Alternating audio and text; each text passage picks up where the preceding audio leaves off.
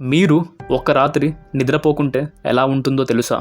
కానీ ఈ వ్యక్తి 60 ఏళ్లుగా ఒక్క క్షణం కూడా నిద్రపోలేదు.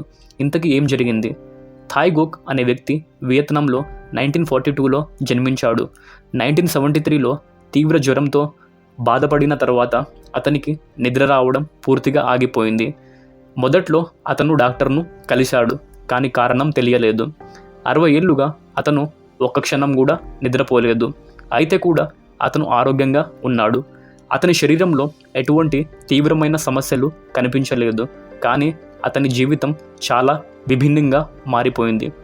కొన్ని పరిశోధనలు చెబుతున్నాయి అతని మెదడు తక్కువ మోడ్స్లో విశ్రాంతి తీసుకుంటుందేమో.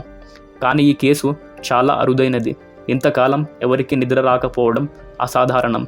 మీరు నిద్ర లేకుండా ఎంత రోజులు ఉండగలరు? మీ అభిప్రాయాన్ని కామెంట్ చేయండి.